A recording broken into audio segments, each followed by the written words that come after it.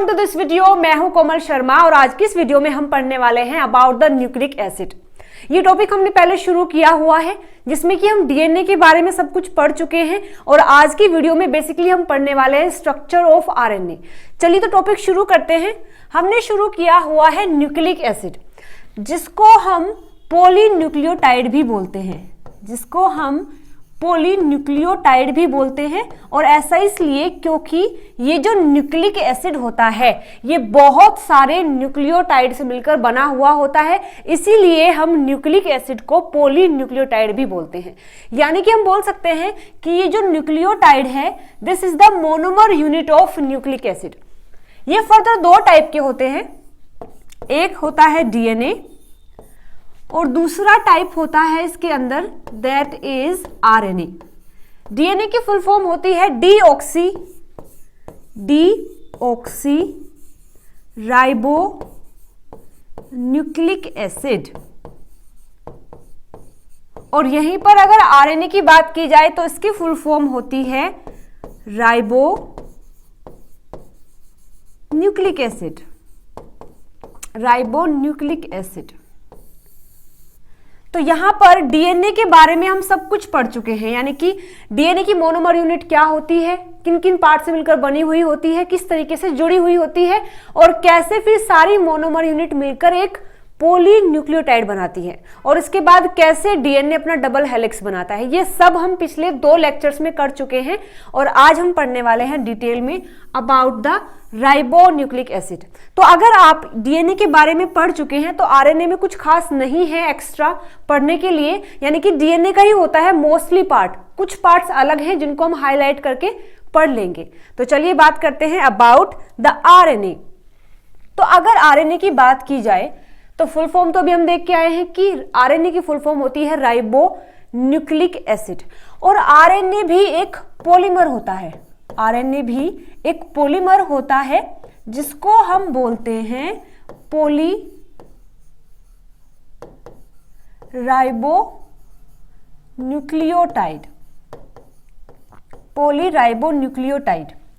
तो इस पॉलीमर का जो मोनोमर यूनिट है, इस पॉलीमर का यानी कि आरएनए का जो मोनोमर यूनिट है, यानी कि जिन स्मॉलर यूनिट से मिलकर ये आरएनए बना हुआ होता है, उसको हम बोलते हैं राइबो न्यूक्लियोटाइड, राइबो न्यूक्लियोटाइड बोलते हैं। ठीक है, तो इस तरीके से ये है एक राइबो न्यूक्लियोटाइड, ये है दूसरा राइबो न्यूक्लियोटाइड, ये है तीसरा राइबो न्यूक्लियोटाइड, इस तरीके से ये है चौथा राइबो न्यूक्लियोटाइड। अभी तो ये अलग अलग है, यानी कि ये मोनोमर यूनिट है। इसके बाद इनके बीच में एक बॉन्ड की फॉर्मेशन हो जाती है, इन मोनोमर के बीच में एक बॉन्ड की फॉर्मेशन होती है। इसके बाद ये बन जाता है फिर पॉलीन्यूक्लियोटाइड या फिर आप बोल सकते हैं आरएनए। ठीक है, तो ये है आरएनए का मोनोमर यूनिट। अब हम बात करने वाले हैं कि ये जो मोनोमर यूनिट है ये किन किन पार्ट से मिलकर बनी हुई है और कैसे वो सब जुड़े हुए होते हैं। ठीक है, तो मोनोमर की बात अगर की जाए तो monomer of RNA is ribo nucleotide, यानी कि राइबो न्यूक्लियोटाइड। अब ये जो राइबो न्यूक्लियोटाइड है ये बेसिकली 3 पार्ट से मिलकर बना हुआ होता है। इसके पास 3 पार्ट्स होते हैं, जिसमें कि जो फर्स्ट पार्ट है वो होता है एक शुगर का मॉलिक्यूल होगा, एक शुगर का मॉलिक्यूल होता है, एक होता है फॉस्फेट ग्रुप, एक होता है फॉस्फेट ग्रुप, और जो थर्ड कंपोनेंट है ये होता है नाइट्रोजनस बेस, नाइट्रोजनस बेस। यानी कि जो आरएनए है इसका जो मोनोमर यूनिट है, मोनोमर यूनिट भी 3 डिफरेंट टाइप के ग्रुप से मिलकर बना हुआ है, जिसमें कि एक आता है शुगर, एक आता है फॉस्फेट ग्रुप और एक आता है नाइट्रोजनस बेस। तो पहले बात करते हैं कि शुगर कैसा होता है, यानी कि अब हम बात करने वाले हैं कि आरएनए का जो मोनोमर यूनिट है उसका शुगर मॉलिक्यूल कैसा होता है।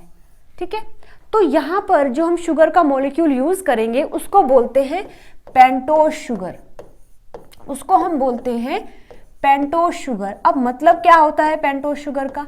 देखो, पेंटोज शुगर का मतलब होता है कि ये जो शुगर का मॉलिक्यूल है ये कार्बन के 5 एटम से मिलकर बना हुआ है। ये कार्बन के 5 एटम से मिलकर बना हुआ होता है, इसलिए हम इसको बोलते हैं पेंटोज शुगर। और कौन सा होता है? और यहां पर होती है राइबोज शुगर। Ribose sugar. अब राइबोज शुगर का मतलब क्या है ये मैं आपको डायग्राम की हेल्प से समझाऊंगी। तो यहां होता है एक ऑक्सीजन का मॉलिक्यूल, ठीक है।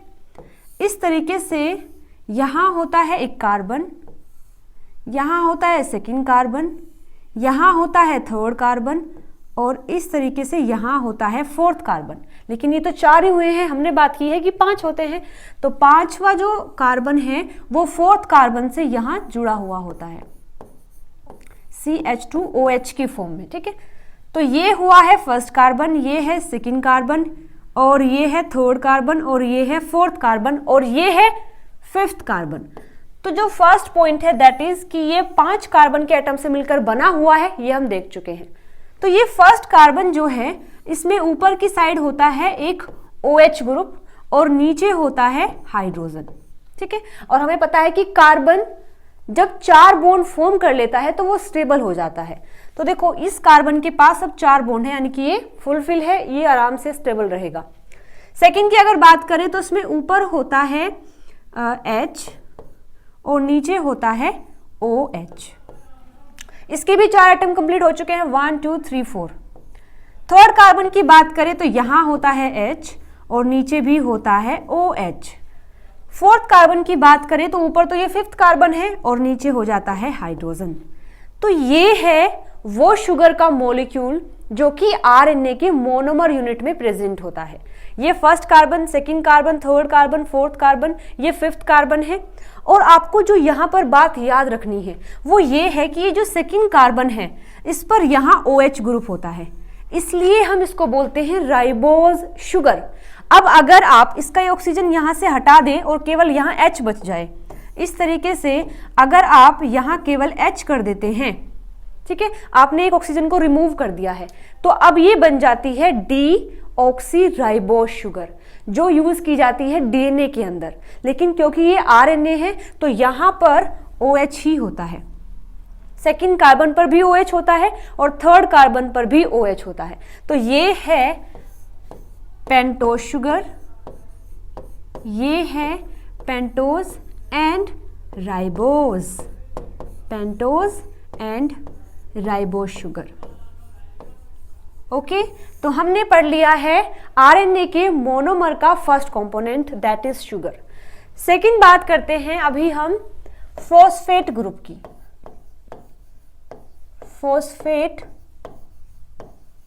फॉस्फेट ग्रुप जो इसके अंदर होता है मोनोमर यूनिट के, उसका स्ट्रक्चर कुछ ऐसा होता है। बीच में होगा एक फॉस्फेट, इधर पे होगा OH, यहां पर भी होगा OH, यहां पर भी होता है OH और यहां होता है double bond O। This is the structure of phosphate group that is present in the monomer unit of RNA, ठीक है। Third component that is nitrogenous base, third component that is nitrogenous base. अब ये क्या होते हैं? ये जो nitrogenous base हैं ये होते हैं कार्बन एंड नाइट्रोजन से बने हुए ऑर्गेनिक कंपाउंड। ये ऑर्गेनिक कंपाउंड होता है जो कि बना हुआ होता है नाइट्रोजन से एंड कार्बन से, ठीक है। यहाँ पर कार्बन होगा और नाइट्रोजन होगा, उससे मिलकर ये बना हुआ होता है और इसकी जो प्रॉपर्टी है वो बेसिक होती है, ठीक है। इसकी प्रॉपर्टी बेसिक होती है, इसलिए हम बोलते हैं नाइट्रोजनस बेस। अब ये जो नाइट्रोजनस बेस है ये फर्दर 2 टाइप के होते हैं। नाइट्रोजनस बेस भी फर्दर 2 टाइप के होते हैं। फर्स्ट प्यूरिन और सेकंड होता है पायरामिडीन। फर्स्ट होता है प्यूरिन एंड सेकंड है पायरामिडीन। दोनों में डिफरेंस क्या है? ये जो प्यूरिन है ये भी नाइट्रोजन और कार्बन से ही बना हुआ है, लेकिन यहां पर डबल रिंग होती है, यहां पर डबल रिंग होती है। जबकि पायरिमिडीन की अगर बात की जाए तो ये भी नाइट्रोजन और कार्बन से ही बना हुआ होता है, लेकिन डिफरेंस ये है कि ये एक सिंगल रिंग से बनी हुई होगी, ये एक सिंगल रिंग होती है। ठीक है, अब डबल रिंग से मतलब क्या है और सिंगल रिंग से मतलब क्या है, चलिए इसके बारे में भी हम जान लेते हैं। तो डबल रिंग का मतलब यानी कि प्यूरिन जो है उसका स्ट्रक्चर कुछ ऐसा होता है, एक रिंग यहां ऐसे होगी, एक रिंग यहां ऐसे होगी और दूसरी रिंग यहां इस तरीके से होती है। तो दो रिंग हो गई 1 और 2। पायरिमिडीन की यहां बात करते हैं, पायरिमिडीन की अगर बात की जाए तो ये केवल एक सिंगल रिंग से बना हुआ होता है जो कि कुछ ऐसी होती है। ठीक है, जो कि कुछ ऐसी होती है। तो ये तो सिंपली मैंने आपको दिखाया है। अब इसको एटम्स की हेल्प से पढ़ते हैं कि कहां पर नाइट्रोजन होता है, कहां पर कार्बन होता है। तो अगर डबल रिंग की बात की जाए, प्यूरिन के केस में बात की जाए तो यहां इस तरीके से होता है नाइट्रोजन, यहां इस तरीके से होता है नाइट्रोजन ऐसे। ठीक है, यहां पर भी होता है नाइट्रोजन ऐसे, यहां पर भी होता है नाइट्रोजन इस तरीके से। और जहां हमने कुछ भी नहीं लिखा है, यानी कि जैसे कि ये है, ये है, ये वाली बात है, ये है और ये है, यहां पर होते हैं कार्बन। ठीक है, इन 4 पोजीशन को छोड़कर हर जगह पर कार्बन है और ये नाइट्रोजन है। इस तरीके से होता है ये डबल स्ट्रक्चर। अगर सिंगल की बात करें तो ये है नाइट्रोजन, ये है नाइट्रोजन, इस तरीके से होती है सिंगल स्ट्रक्चर। यहां अगर बॉन्ड की बात करें, कहां पर डबल बॉन्ड होगा, कहां पर सिंगल बॉन्ड होगा, तो उसके लिए हम यहां लिख लेते हैं कि ये कार्बन है, ये भी कार्बन है, ये भी कार्बन है और ये भी कार्बन है, यहां पर भी कार्बन है। तो नाइट्रोजन 3 बॉन्ड फॉर्म करता है और कार्बन 4 बॉन्ड फॉर्म करता है। ठीक है, इस तरीके से इनको हम एडजस्ट कर लेंगे। तो यहां पर एक नाइट्रोजन है, डबल बॉन्ड यहां होगा, फिर यहां पर होगा, एक यहां पर होता है और एक यहां पर होता है। अब देखते हैं कैसे। तो इस नाइट्रोजन के क्या 3 बॉन्ड कंप्लीट हो चुके हैं? बिल्कुल, 1 2 3। इस कार्बन के 1 2 3 इसके नहीं हुए, तो यहां हम अटैच कर देंगे एक हाइड्रोजन, तो ये कार्बन भी स्टेबल हो चुका है। इसकी अगर बात करें तो 1 2 3 ही हुए हैं, यहां हम हाइड्रोजन लगा देंगे तो इसके 4 बॉन्ड कंप्लीट हो जाएंगे। इस नाइट्रोजन के 2 बॉन्ड ये हैं और एक ये है, तो ये स्टेबल है। इस कार्बन की अगर बात करें 1 2 3 4 ये कंप्लीट है।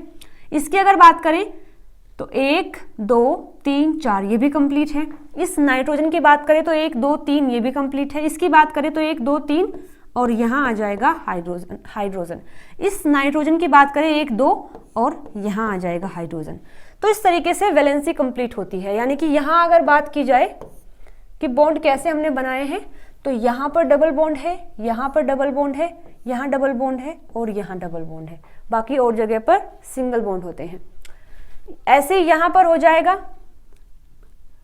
ऐसे आप रखेंगे, ये डबल बॉन्ड है। तो इस नाइट्रोजन की बात करें 1 2 3, इस कार्बन की बात करें, इस कार्बन की बात करें तो यहाँ पर लगाना होगा हमें एक हाइड्रोजन, यहाँ पर लगाना होगा एक हाइड्रोजन। इस कार्बन की अगर बात करें तो नाइट्रोजन 1 2, मतलब इसका तो कंप्लीट हो चुका है। इस कार्बन की बात करें तो एक यहाँ पर डबल बॉन्ड आएगा, तो 1 2 3 और नाइट्रोजन, सॉरी हाइड्रोजन। इसकी अगर बात करें तो 1 2 3 ये कंप्लीट है। इस कार्बन की अगर बात करना चाहें तो यहाँ पर भी आ जाएगा एक डबल बॉन्ड, तो 1 2 3 4। इसकी अगर बात करें तो 1 2 3 और 1 4। तो ये इस तरीके से अपनी वैलेंसी को कंप्लीट करता है। तो ये देखा है हमने प्यूरिन और पायरिमिडीन के स्ट्रक्चर्स को। अब जो प्यूरिन है वो फर्दर 2 टाइप के होते हैं। प्यूरिन फर्दर 2 टाइप के होते हैं, एक होता है एडेनिन, एक होता है एडेनिन और दूसरा होता है ग्वानिन। एडेनिन एंड ग्वानिन, एक होता है एडेनिन और सेकेंड होता है ग्वानिन। अगर पायरिमिडीन की बात करें तो ये भी दो टाइप के होते हैं, एक है साइटोसिन और दूसरा होता है यहां पर यूरेसिल। ठीक है, अब अगर डीएनए की बात की जाए तो डीएनए में प्यूरिन तो एडेनिन ग्वानिन ही होते हैं, पायरिमिडीन साइटोसिन होता है और थायमिन होता है। ठीक है, और आरएनए में यूरेसिल आ जाता है, यानी कि डीएनए में थायमिन होगा, यूरेसिल नहीं होता है, और आरएनए में यूरेसिल होगा, थायमिन नहीं होता है। ये डिफरेंस है आरएनए और डीएनए के नाइट्रोजनस बेस में। तो अभी हम अगर बात करें स्ट्रक्चर की तो एडेनिन की स्ट्रक्चर को देखते हैं। अब आपने देखा है कि एडेनिन क्या है, एक प्यूरिन है। एडेनिन क्या है, एक प्यूरिन है, और प्यूरिन बना हुआ होता है डबल स्ट्रक्चर से, यानी कि दो स्ट्रक्चर होती है।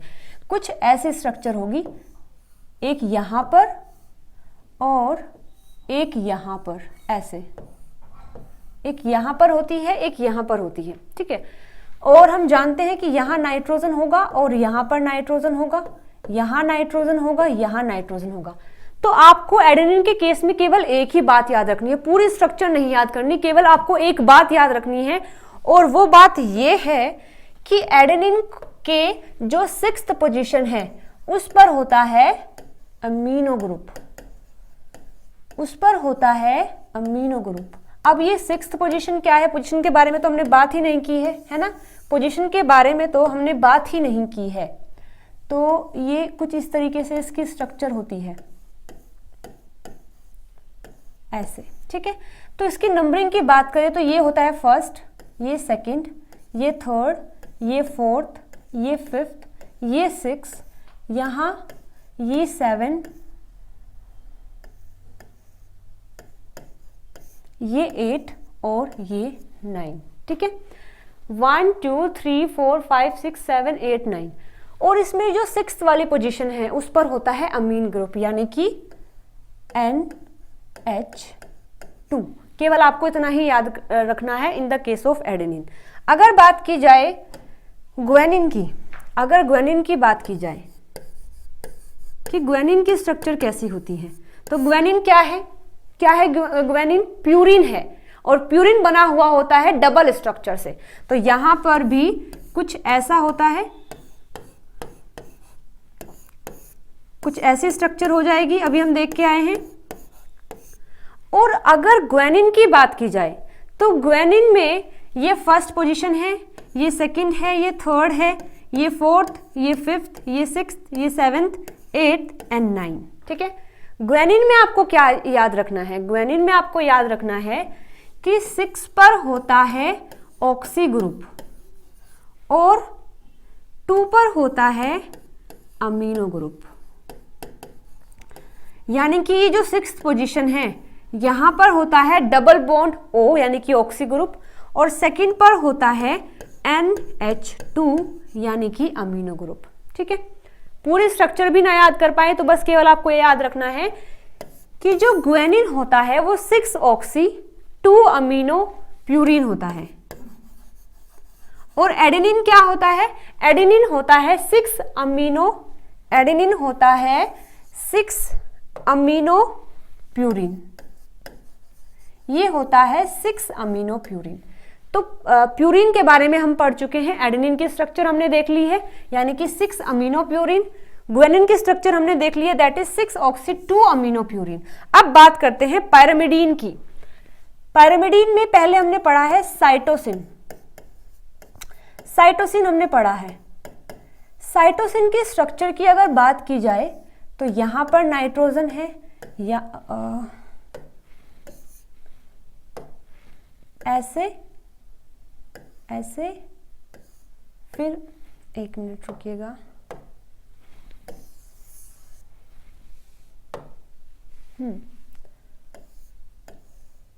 ऐसे नाइट्रोजन, फिर नाइट्रोजन, और ऐसे होता है।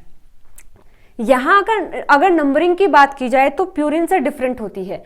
प्यूरिन की नंबरिंग हमने यहां से शुरू की है, फिर यहां आए हैं, फिर यहां आए हैं, यानी कि हमने कुछ ऐसे मूव किया है, हमने कुछ ऐसे मूव किया है, यानी कि क्लॉकवाइज मूव किया है। लेकिन पायरिमिडीन के केस में जो नेमिंग होती है वो कुछ, यानी कि जो नंबरिंग होती है वो कुछ ऐसे होती है, 1 2 3 4 5 6, यानी कि हमने कुछ ऐसे मूव किया है, एंटी क्लॉकवाइज हम इसमें मूव करते हैं। ठीक है, तो साइटोसिन के लिए आपको याद रखना है कि साइटोसिन होता है 2-ऑक्सी 4-अमीनो पायरामिडीन,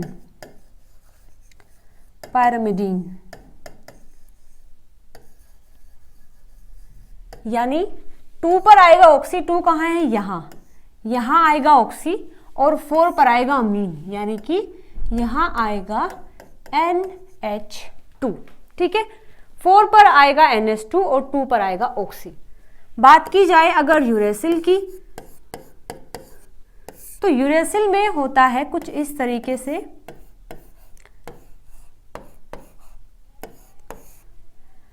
यहां होता है 2,4 डाइऑक्सी, ये होता है 2,4 डाइऑक्सी पायरामिडीन,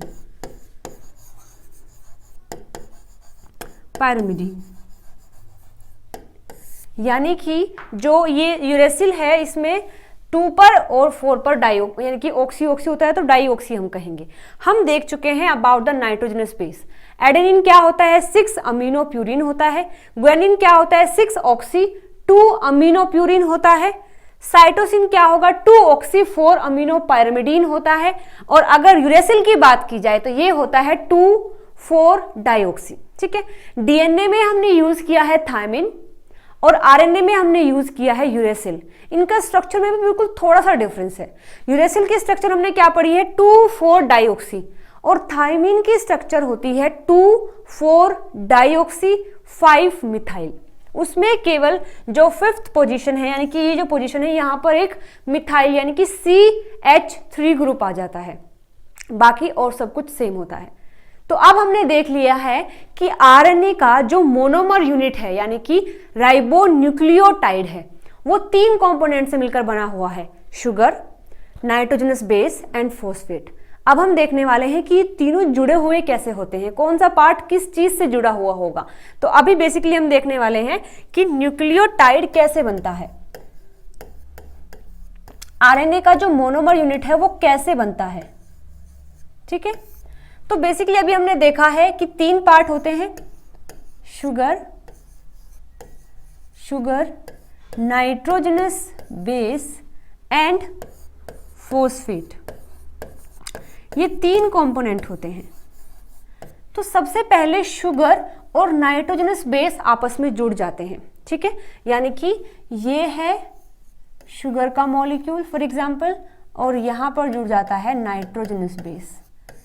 तो अगर केवल अभी तक 2 ही जुड़ पाए हैं तो उसे आप कहते हैं न्यूक्लियोसाइड, ठीक है।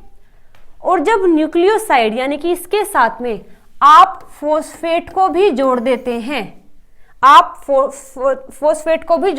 हैं, यानी कि न्यूक्लियोसाइड प्लस फॉस्फेट, तब बन जाता है न्यूक्लियोटाइड।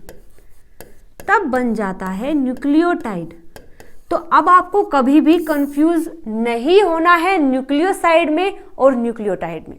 न्यूक्लियोसाइड होता है शुगर प्लस नाइट्रोजनस बेस और न्यूक्लियोटाइड होता है sugar, nitrogenous base plus phosphate. ठीक है, तो देखो ये है हमारे पास हमारे आरएनए का शुगर का मॉलिक्यूल, और यहां पर होता है OH। ठीक है, यहां पर होता है OH, और ये कौन सा कार्बन है, ये फर्स्ट कार्बन है, ये सेकंड कार्बन है, ये थर्ड कार्बन है, ये फोर्थ कार्बन है, और यहां पर होता है CH2OH यानी कि ये 5th कार्बन है। आपको याद रखना है हमेशा के लिए कि शुगर का जो फर्स्ट कार्बन होता है वो पकड़ लेता है नाइट्रोजनस बेस को। ठीक है, फॉर एग्जाम्पल मैं शुगर का मॉलिक्यूल हूं तो मेरा जो फर्स्ट कार्बन है यानी कि जो मेरा ये वाला हाथ है ये पकड़ लेता है नाइट्रोजनस बेस को, और ये जो मेरा 5th कार्बन है, ठीक है, यानी कि मेरा ये जो 5th कार्बन है ये पकड़ लेता है फॉस्फेट ग्रुप को। तो इधर से नाइट्रोजनस बेस, इधर से फॉस्फेट, ये बन गया न्यूक्लियोटाइड। ठीक है, तो इस तरीके से यहां से जुड़ा हुआ होगा फॉस्फेट ग्रुप और यहाँ जुड़ता है नाइट्रोजनस बेस। अब कैसे जुड़ता है ये भी तो हमें देखना है ना, चलिए इसको देख लेते हैं एक बार। तो ये जो नाइट्रोजनस बेस हमने बनाए हैं, ठीक है, प्यूरिन बनाया है और पैरिमिडीन बनाया है, तो यहाँ पर आएगा, फॉर एग्जाम्पल मैं प्यूरिन को ले लेती हूँ, यहाँ पर मैं प्यूरिन को ले लेती हूँ, ये प्यूरिन है, वेट अ मिनट,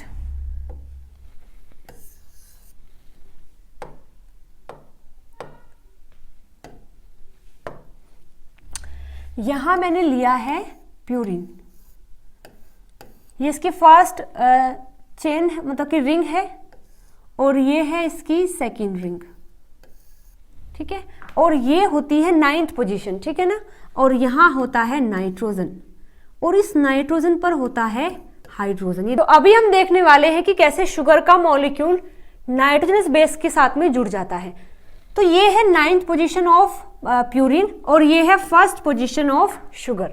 तो यहाँ पर ये जो OH है और इसका जो H है आपस में कंबाइन करके एक वाटर का मॉलिक्यूल बना देते हैं और यहाँ से बाहर निकल जाते हैं, ठीक है। इस तरीके से वो क्या करेंगे, यहाँ आपस में जुड़ जाएंगे और बाहर निकल जाएंगे H2O की फॉर्म में, ठीक है। अब जैसे ही ये बाहर निकल जाते हैं तो अब हमारे पास क्या कंडीशन बचेगी, ये सब कुछ निकल चुका है बाहर, तो इसको यहाँ से हटा देते हैं।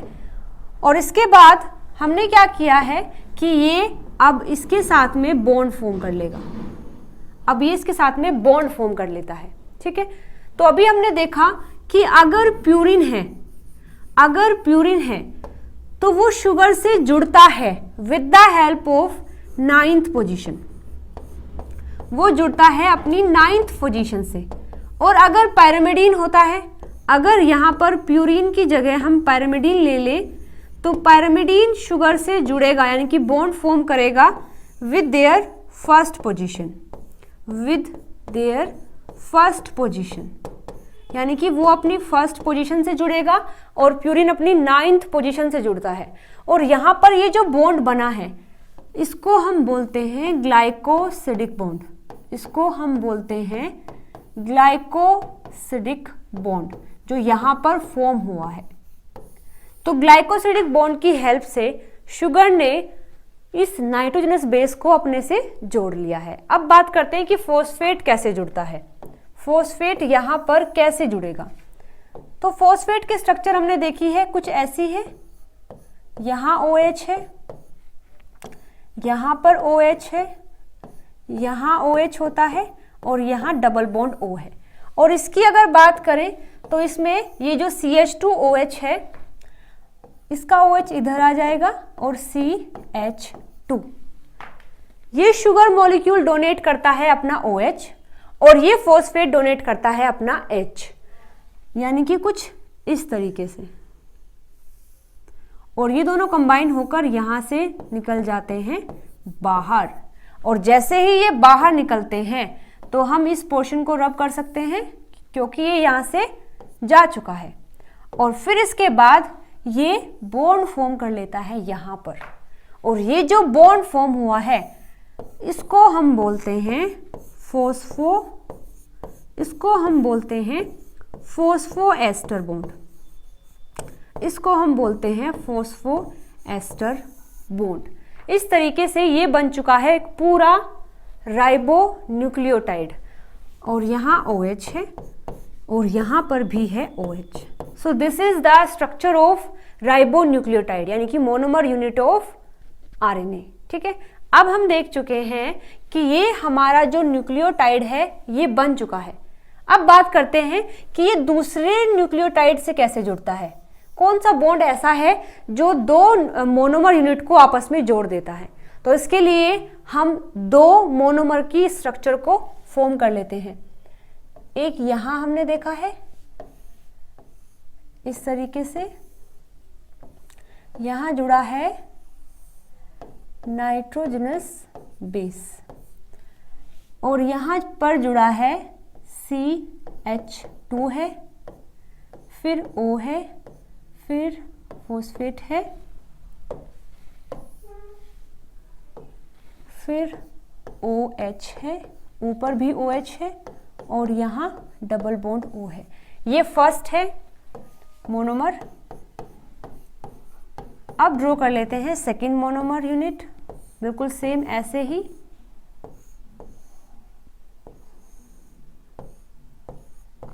OH OH, यहाँ पर है नाइट्रोजनस बेस और यहाँ है फॉस्फेट यानी CH2, फिर एस्टर बॉन्ड, फिर फॉस्फेट।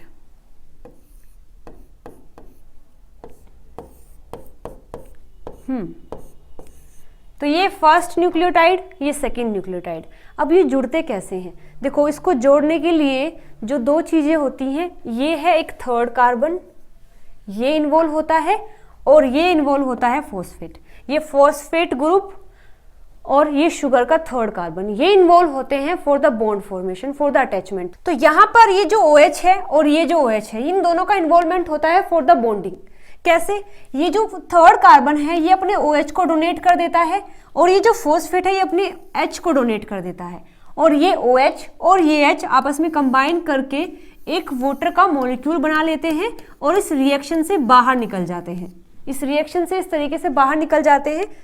तो अब हमारे पास ये H नहीं है, ये OH नहीं है, ठीक है, इस तरीके से।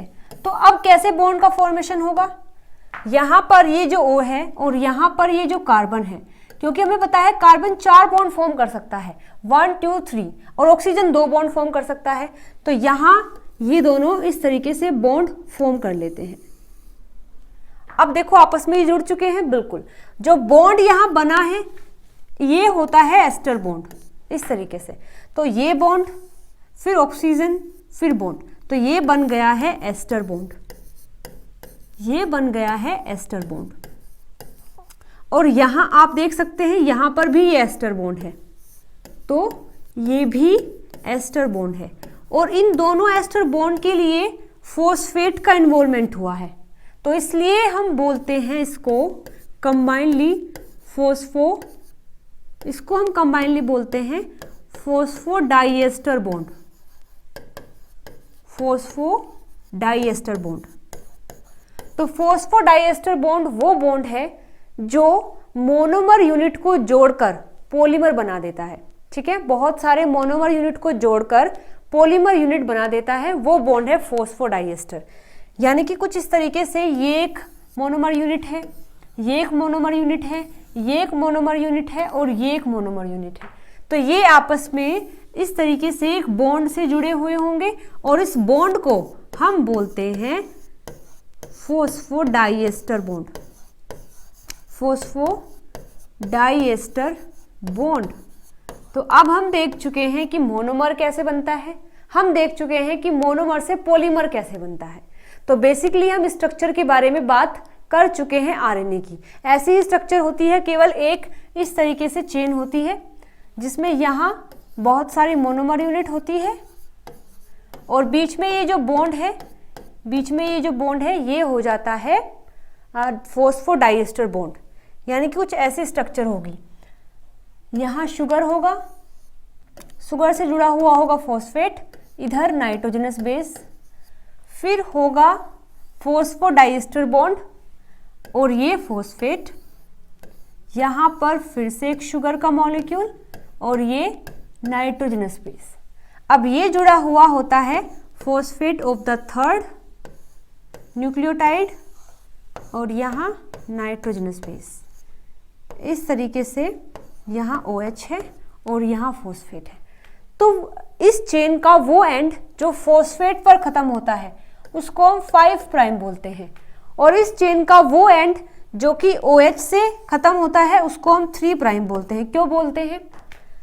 क्योंकि शुगर का जो थर्ड कार्बन होता है उस पर होगा OH, और क्योंकि ये फ्री है तो उसको हम 3 प्राइम बोल देंगे। इस न्यूक्लियोटाइड का जो 5th कार्बन है उससे अटैच है ये फॉस्फेट और ये फ्री है, इसलिए हम इसको 5 प्राइम बोलते हैं। तो इस तरीके से एक चेन में 5 प्राइम और 3 प्राइम होता है आरएनए की, ठीक है। तो बेसिकली हम स्ट्रक्चर के बारे में सब कुछ पढ़ चुके हैं कि आरएनए की स्ट्रक्चर कैसी होती है। अब बात कर लेते हैं कि आरएनए मिलता कहाँ है, ठीक है ना। आरएनए मिलता कहाँ है? तो फॉर एग्जाम्पल ये एक सेल का स्ट्रक्चर है, ये एक सेल का स्ट्रक्चर है, और हम जानते हैं कि सेल के अंदर होता है न्यूक्लियस, और हम जानते हैं कि न्यूक्लियस के अंदर होता है डीएनए, और हम ये भी जानते हैं कि ये जो डीएनए है ये मोस्ट इंपॉर्टेंट कंपोनेंट है इस पूरे सेल का। ऐसा क्यों? क्योंकि सेल को जो भी काम करना है, ठीक है, हमारी बॉडी में जितने भी सेल हैं उनका अलग अलग से काम डिस्ट्रीब्यूट हो रखा है। इस सेल को ये काम करना है, इस सेल को ये काम करना है। तो इस सेल को जो भी काम करना है उसे कौन बताएगा? उसे ये डीएनए बताता है, ठीक है। इस डीएनए के पास सारी इंफॉर्मेशन है, लेकिन इस सेल के लिए कौन सी यूजफुल है? केवल वो इंफॉर्मेशन ये डीएनए यूज करेगा और इस सेल से काम कराएगा। अब बात ये आती है कि डीएनए बहुत बड़ा है, इसके पास सारी इंफॉर्मेशन है। अब ये खुद से तो काम नहीं करता, ठीक है ना। डीएनए ऐसा नहीं कि खुद से काम करेगा, ये अपना काम करवाता है। किससे करवाता है? प्रोटीन से। ये डीएनए प्रोटीन बनाता है और फिर वो प्रोटीन उस काम को एग्जीक्यूट करता है, ठीक है। यानी कैसे होता है कि ये जो डीएनए है इसके पास इंफॉर्मेशन है, अब ये डीएनए इस इंफॉर्मेशन को देता है आरएनए को, यानी कि डीएनए से आरएनए बन जाता है और फिर आरएनए से बनता है प्रोटीन, और फिर ये प्रोटीन उस काम को करता है जो डीएनए करवाना चाहता है। अब बात ये आती है कि अगर प्रोटीन करता है काम तो डीएनए डायरेक्टली प्रोटीन ही क्यों नहीं बना देता? आरएनए क्यों बनाता है ना। आरएनए क्यों बनाता है जब काम प्रोटीन को करना है? तो देखो इसके पीछे का कारण ये है, फॉर एग्जाम्पल ये बहुत बड़ा डीएनए है, उसके पास सारी इंफॉर्मेशन है, और ये जो सेल है इसका काम बेसिकली है इंसुलिन की फॉर्मेशन करना। हमने मान लिया है कि ये सेल इंसुलिन को फॉर्म करता है। इस डीएनए में ये जो पोर्शन है इसके पास इंफॉर्मेशन है इंसुलिन को बनाने की, बाकी ये जो पोर्शन है इनका कुछ और काम है। तो अगर डीएनए से डायरेक्टली प्रोटीन बनने लगे तो प्रोटीन तो सबका बनेगा, इसका भी बनेगा, फिर इसका भी बनेगा, इसका भी बनेगा। इससे क्या होगा? इससे ये होगा कि सेल का टाइम बहुत ज़्यादा वेस्ट हो जाएगा, एनर्जी भी बहुत वेस्ट होगी और कुछ काम भी नहीं। इसलिए ये डीएनए केवल इस पार्ट का ही आरएनए बनाता है, केवल इस पार्ट का ही आरएनए बनाता है, बाकी का आरएनए नहीं बनेगा। और फिर ये आरएनए बना देता है प्रोटीन, फिर ये आरएनए बना देता है प्रोटीन, और फिर ये प्रोटीन करता है सारे काम। तो देखा आपने आरएनए का रोल क्या है? आरएनए का रोल ये है कि ये डीएनए की इंफॉर्मेशन को अपने अंदर लेता है और फिर अपनी इंफॉर्मेशन को यूज करता है प्रोटीन की फॉर्मेशन में। अब ये आरएनए का एक फंक्शन मैंने आपको बताया है। कई सारे ऑर्गेनिज्म ऐसे हैं जिनके पास डीएनए की जगह आरएनए होता है। जिस तरीके से हमारे अंदर जितनी भी सारी जेनेटिक इंफॉर्मेशन है वो डीएनए के अंदर स्टोर है, इसी तरीके से कुछ ऑर्गेनिज्म में डीएनए के अंदर स्टोर ना होकर आरएनए के अंदर स्टोर होती है। फॉर एग्जांपल वायरस, कुछ वायरसेस ऐसे हैं जिनका जो जेनेटिक मटेरियल है वो डीएनए नहीं बल्कि आरएनए होता है। तो वो एक अनदर फंक्शन है आरएनए का, ये एक दूसरा फंक्शन है कि वो इंफॉर्मेशन को ट्रांसफर करता है फ्रॉम डीएनए टू प्रोटीन, ठीक है। अब आरएनए बहुत टाइप के होते हैं, आरएनए बहुत टाइप के होते हैं, ऐसा नहीं है केवल एक ही होता है, बहुत टाइप। जैसे कि एमआरएनए होता है, जैसे कि एमआरएनए है, जैसे कि टीआरएनए है, जैसे कि आरआरएनए है, जैसे कि एमआई, एसआई, एसएनओ और एसएन। कई टाइप के आरएनए होते हैं और इन सभी आरएनए को हम दो पार्ट्स में डिवाइड कर लेते हैं। इन सभी आरएनए को हम दो पार्ट्स में डिवाइड कर लेंगे, जिसमें कि एक होता है कोडिंग आरएनए, एक होगा कोडिंग आरएनए और दूसरा टाइप होता है नॉन कोडिंग आरएनए। इनमें क्या डिफरेंस है?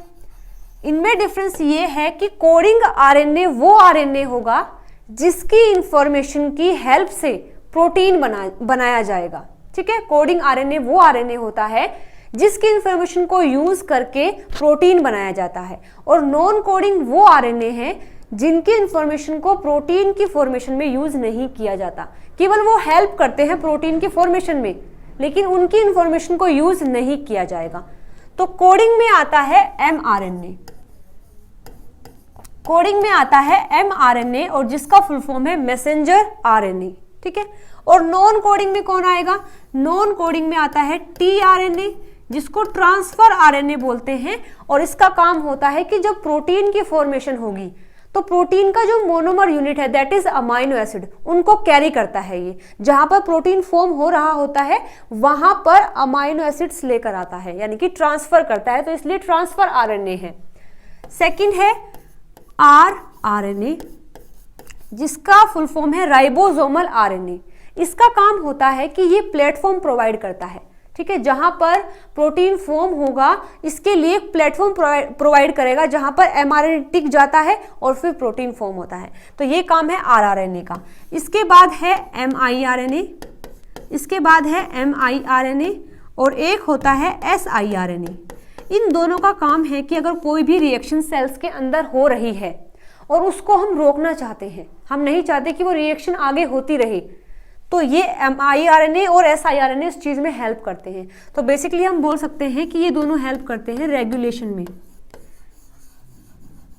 ये दोनों हेल्प करते हैं रेगुलेशन में, ठीक है। इसके बाद एक है एसएनओ आरएनए, जो मिलता है न्यूक्लियोलस के अंदर, यानी कि देखो न्यूक्लियस के, ये जो सेल है, सेल के अंदर न्यूक्लियस है, न्यूक्लियस के अंदर होता है न्यूक्लियोलस, तो यहां पर मिलता है ये एसएनओ। और एक होता है एसएनआरएनए, एसएनआरएनए जो मिलता है न्यूक्लियस के अंदर। इनके भी अलग अलग काम होते हैं। तो बेसिकली ये है आरएनए के टाइप। और इसमें ये जो एमआरएनए है, टीआरएनए है और आरआरएनए है, ये तीनों आते हैं मेजर कैटेगरी के अंदर, ये आते हैं मेजर कैटेगरी के अंदर, यानी कि ये सबसे ज्यादा मिलते हैं। एक सेल में अगर देखा जाए तो सबसे ज्यादा एमआरएनए, टीआरएनए और आरआरएनए मिलता है, बाकी ये थोड़े कम अमाउंट में होते हैं। और अगर रही बात इनके स्ट्रक्चर्स की, एमआरएनए का स्ट्रक्चर है, टीआरएनए का है, आरआरएनए का है, तो वो मैं अलग अलग लेक्चर बनाकर इसमें डाल दूंगी चैनल पर, क्योंकि अगर यहाँ डालने लगे तो काफी बड़ा लेक्चर हो जाएगा, ठीक है। इनके स्ट्रक्चर भी मैं आपको सिखा दूंगी कि कैसे बने हुए होते हैं। तो आज की इस वीडियो में इतना ही। अगर आपको ये जानकारी और ये वीडियो अच्छी लगी है तो इसको लाइक, शेयर, सब्सक्राइब जरूर से कर देना। Thank you.